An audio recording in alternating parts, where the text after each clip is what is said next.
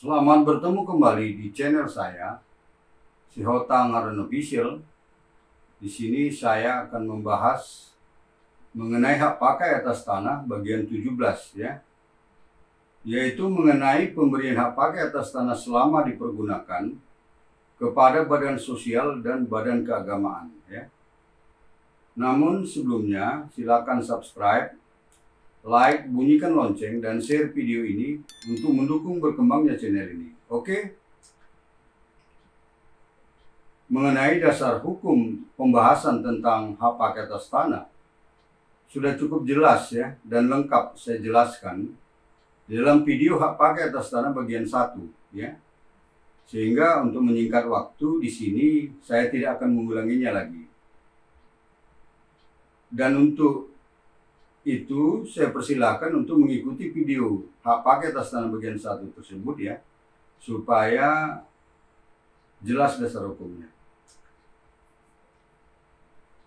Ada 4 hal pokok yang akan dibahas mengenai topik pembahasan dalam video bagian 17 ini, atau di dalam pembahasan mengenai pemberian hak pakai atas tanah selama dipergunakan di atas tanah negara dan di atas tanah hak pengelolaan kepada badan keagamaan dan badan sosial ya. Yaitu 1, mengenai pejabat yang berwenang memberikan. 2, mengenai syarat-syarat permohonan pemberian. 3, mengenai mekanisme atau tata cara pemberian. 4, mengenai jangka waktu penyelesaian pelayanan permohonan pemberian ya. Baiklah, sekarang kita bahas satu demi satu. Pertama, mengenai pejabat yang berwenang memberikan ya. Pejabat yang berwenang memberikan ini terdiri dari 2 pejabat ya, yaitu 1, Kepala Kantor Pertanahan Kabupaten Kota berwenang memberikan hak pakai atas tanah selama dipergunakan kepada badan keagamaan dan badan sosial di atas tanah hak pengelolaan, baik untuk pertanian maupun non pertanian, untuk semua luasan tanah ya. 2, Menteri Agraria Tata Ruang Kepala BPN berwenang memberikan hak pakai atas tanah selama dipergunakan kepada badan keagamaan dan badan sosial di atas tanah negara ya, baik itu untuk pertanian maupun non pertanian dan untuk semua luasan juga. Kedua, mengenai syarat-syarat permohonan pemberian ya. Syarat-syarat ini terbagi dalam 2 bagian, yaitu 1, syarat-syarat permohonan pemberian hak pakai atas tanah selama dipergunakan kepada badan keagamaan dan badan sosial di atas tanah negara ya. Syarat-syaratnya adalah: A, fotokopi identitas pemohon atau fotokopi identitas pemohon beserta fotokopi identitas kuasa dan surat kuasa apabila dikuasakan. Kemudian fotokopi akta pendirian dan pengesahannya. Berikut perubahan akta pendirian terakhir dan pengesahan perubahannya dari instansi yang berwenang ya. B, syarat berupa asli bukti perolehan tanah atau dasar penguasaan tanah ataupun alas hak tanah ya. Ini dapat berupa sertifikat, akta pemindahan hak, akta atau surat bukti pelepasan hak, surat penunjukan atau pembelian kapling, surat keputusan pelepasan kawasan hutan, risalah lelang, putusan pengadilan, atau surat bukti perolehan tanah lainnya yang sah ya. Atau jika bukti perolehan tanah atau dasar penguasaan tanah ataupun alas hak tanah tidak ada sama sekali, maka alas haknya didasarkan pada penguasaan fisik atas bidang tanah yang dimohon ya. Ini dituangkan di dalam surat pernyataan penguasaan fisik bidang tanah atau SPP-BT atau SP2-BT dari yang bersangkutan ya, yang diperbuat di bawah tangan. Dan surat pernyataan ini harus disaksikan oleh paling sedikit 2 orang saksi dari lingkungan setempat yang mengetahui riwayat tanah, ya. Dan juga saksi ini tidak mempunyai hubungan keluarga dengan pemohon yang bersangkutan sampai derajat kedua, ya. Kemudian surat pernyataan ini atau SPP EBT atau SP2 EBT ini harus diketahui oleh kepala desa atau lurah tempat, ya. C. Syarat berupa surat pernyataan penguasaan aset, ya. D. Daftar dan peta perolehan tanah. Ini diperlukan apabila perolehan tanah atau permohonan lebih dari 5 bidang tanah, ya. E. Syarat berupa dokumen perizinan, ya, yaitu kesesuaian kegiatan pemanfaatan ruang atau KPPR atau perizinan berusaha pelaksanaan reklamasi, ya. Ini diperlukan apabila tanah yang dimohon merupakan tanah negara yang berasal dari reklamasi, ya. F. Syarat berupa dokumen perencanaan peruntukan, penggunaan dan pemanfaatan tanah, ya. G. Syarat berupa SPPT PBB tahun berjalan. H. Syarat berupa bukti SSP PPH sesuai ketentuan. 2. Syarat-syarat permohonan pemberian hak pakai atas tanah selama dipergunakan kepada badan keagamaan dan badan sosial di atas tanah hak pengelolaan, ya. Syarat-syaratnya adalah A. Fotokopi identitas pemohon berupa KTP atau fotokopi identitas pemohon berupa KTP dan fotokopi identitas kuasa berupa KTP dan surat kuasa itu sendiri, ya, apabila dikuasakan, ya.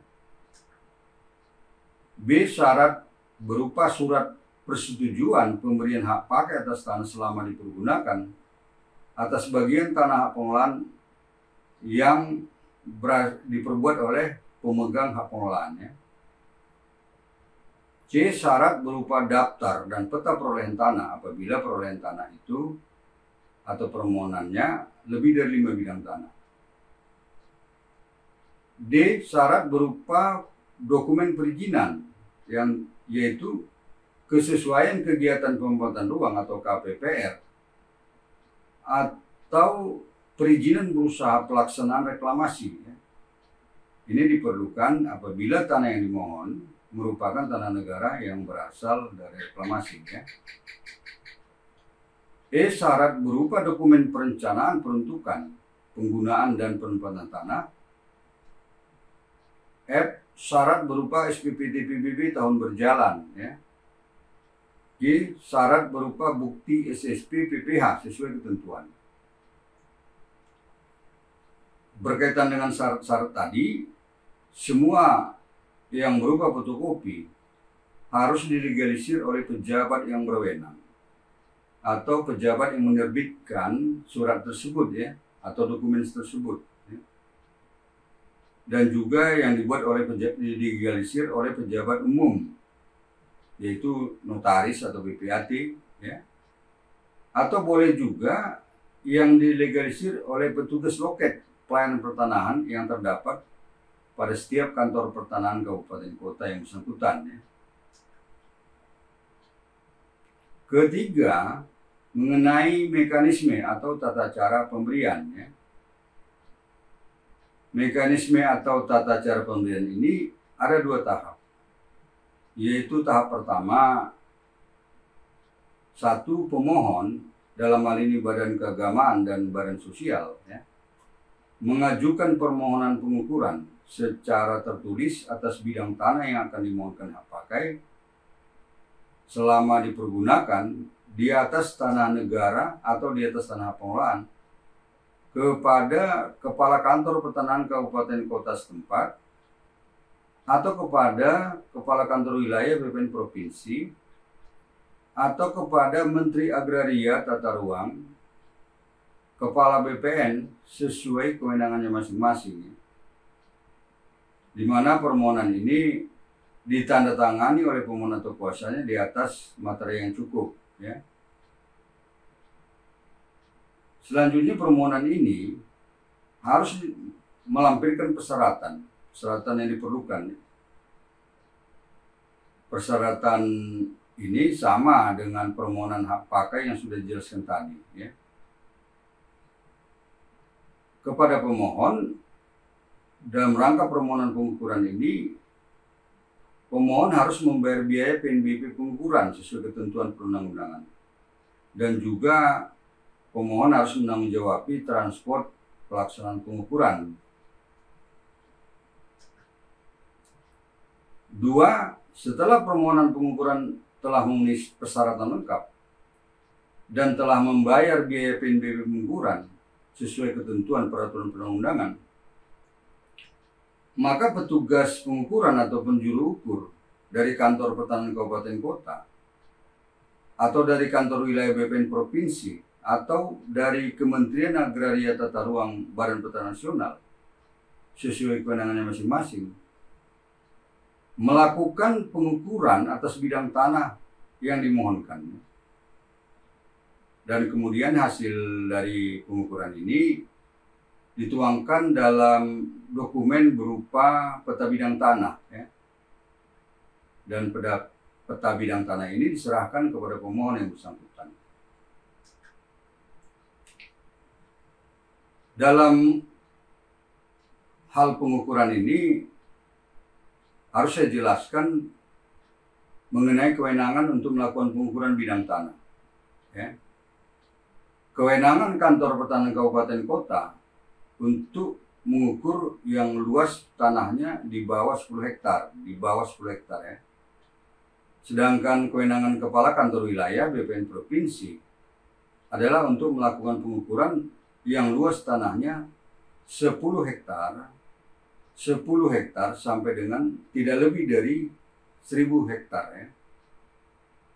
Dan selanjutnya mengenai luas di atas 1000 hektar itu adalah kewenangan Kementerian Agraria Tata Ruang Badan Pertanahan Nasional. Tahap kedua, 1. Pemohon dalam hal ini Badan Sosial dan Badan Keagamaan mengajukan permohonan hak pakai atas tanah selama dipergunakan secara tertulis kepada atau melalui kepala kantor pertanahan kabupaten kota yang bersangkutan dengan melampirkan persyaratan permohonan yang telah disebutkan tadi, ya, serta juga melampirkan peta bidang tanah hasil pengukuran yang sudah dijelaskan pada tahap pertama tadi. 2. Setelah menerima berkas permohonan hak pakai atas tanah tersebut, maka Kepala Kantor Pertanahan Kabupaten Kota melalui petugas yang ditunjuk ataupun yang terkait melakukan pemeriksaan kelengkapan berkas permohonan hak pakai atas tanah dengan ketentuan apabila masih terdapat kekurangan persyaratan berkas permohonan, maka diberitahukan kepada pemohon untuk melengkapinya, ya. Dan apabila sudah lengkap dan memenuhi syarat, maka kepada pemohon diberikan tanda penerimaan dokumen persyaratan, ya, dan diterbitkan SPS atau surat perintah store atas biaya PNBP pemeriksaan tanah oleh panitia A atau petugas konstatasi sesuai ketentuan peraturan perundang-undangan. Dan juga transport pemeriksaan tanah menjadi tanggung jawab dari pemohon, ya. 3. Setelah berkas permohonan yang diterima lengkap dan telah dibayar biaya PNBP pemeriksaan tanah sesuai dengan ketentuan perundang-undangan, maka Kepala Kantor Pertanahan Kabupaten Kota yang bersangkutan melalui panitia pemeriksaan tanah atau panitia atau petugas konstatasi melakukan pemeriksaan tanah yang dimohon ke lapangannya. Pemeriksaan mana meliputi aspek yuridis maupun aspek fisik. Hasil dari pemeriksaan tanah ini dituangkan dalam dokumen berupa risalah panitia pemeriksaan tanah atau risalah pemeriksaan tanah atau constatering rapport dengan ketentuan apabila dari hasil pemeriksaan tanah ternyata masih terdapat ketidaksesuaian data fisik dan data yuridis, maka diberitahukan kepada pemohon. Dan apabila dari hasil pemeriksaan tanah telah sesuai data fisik dan data yuridis atau telah memenuhi syarat, maka Kepala Kantor Pertanahan Kabupaten Kota menindaklanjutinya dengan menerbitkan surat keputusan pemberian hak pakai atas tanah selama dipergunakan atas nama pemohon, yaitu Badan Keagamaan dan Badan Sosial, ya, atau menerbitkan surat keputusan penolakan permohonan hak pakai atas tanah selama dipergunakan disertai alasan penolakannya, ya. Ini dilakukan apabila pemberian hak pakainya merupakan kewenangan dari Kepala Kantor Pertanahan Kabupaten Kota yang bersangkutan, ya. Atau jika kewenangannya ada pada Menteri Agraria Tata Ruang Kepala BPN, maka Kepala Kantor Pertanahan Kabupaten Kota yang bersangkutan menyampaikan berkas permohonan pemberian hak pakai atas tanah selama dipergunakan kepada Kepala Kantor Wilayah BPN Provinsi dengan membuat surat pengantar yang isinya memuat pendapat, pertimbangan, dan usulan dapat atau tidaknya permohonan pemberian hak pakai dikabulkan, ya. 5.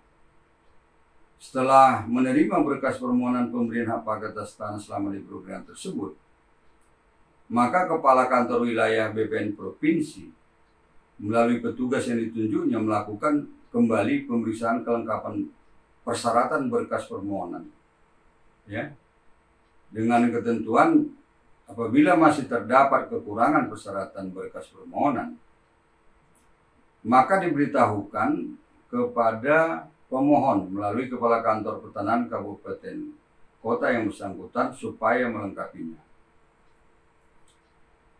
Dan apabila telah memenuhi syarat lengkap, maka Kepala Kantor Wilayah BPN Provinsi menindaklanjutinya dengan menyampaikan berkas permohonan pemberian hak pakai atas tanah selama dipergunakan tersebut kepada Menteri Agraria Tata Ruang Kepala BPN dengan membuat surat pengantar yang isinya memuat pendapat, pertimbangan, dan usulan dapat atau tidaknya permohonan pemberian hak pakai dikabulkannya.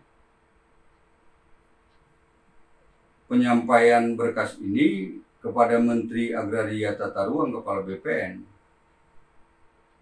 dapat melalui sistem elektronik yang disediakan oleh Kementerian Agraria Tata Ruang Kepala BPN, ya.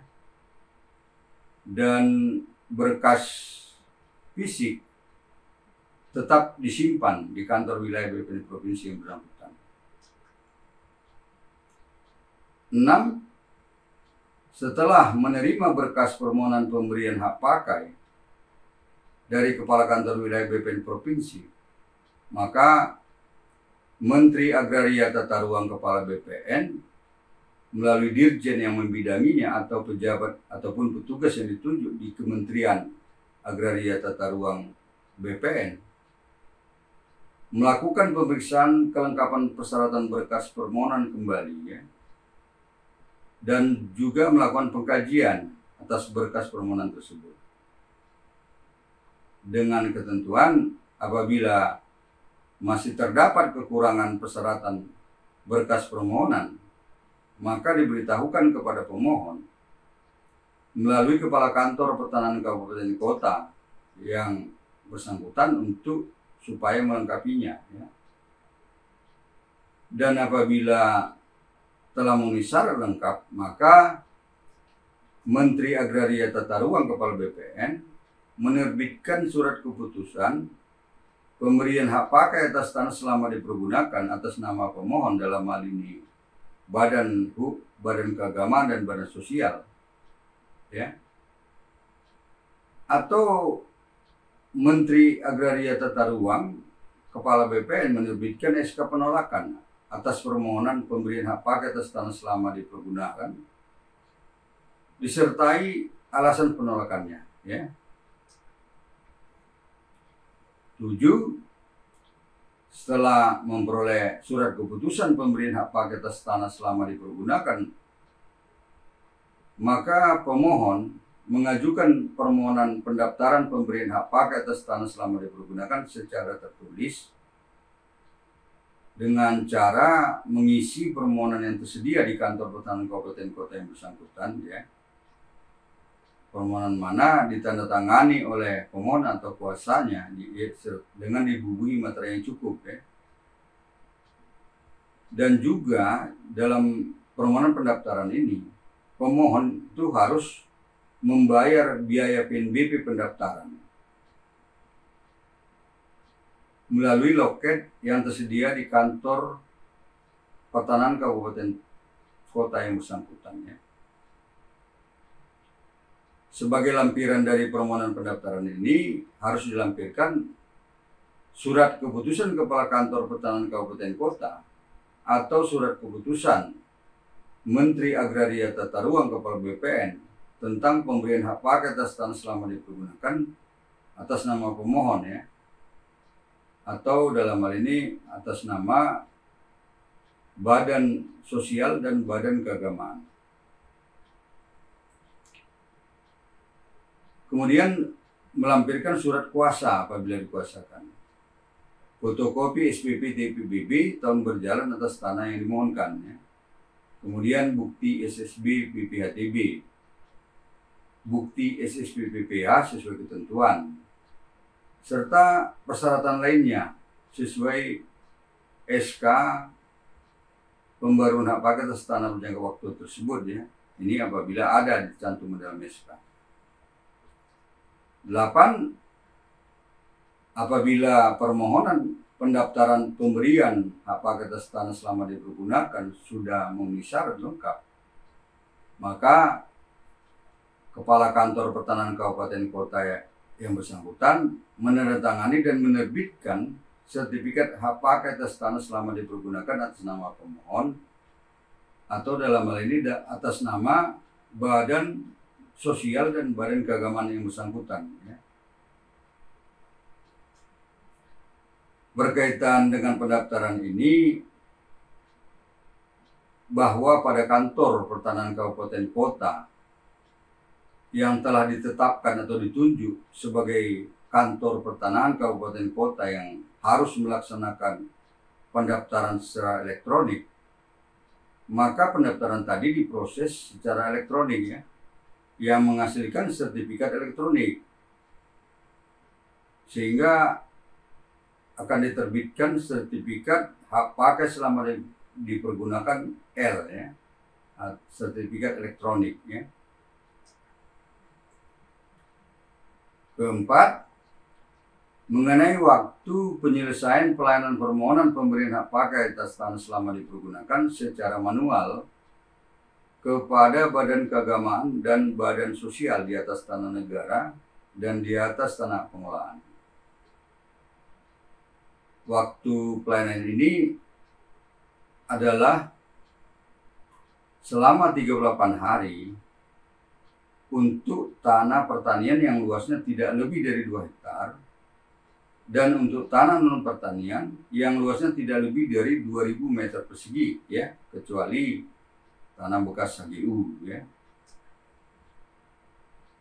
Waktunya selama 57 hari untuk tanah pertanian yang luasnya lebih dari 2 hektar dan untuk tanah non pertanian luasnya lebih dari 2000 meter persegi sampai dengan 150.000 meter persegi atau 15 hektar, ya. Waktunya selama 97 hari untuk tanah non pertanian yang luasnya lebih dari 150.000 meter persegi atau lebih dari 15 hektar, ya.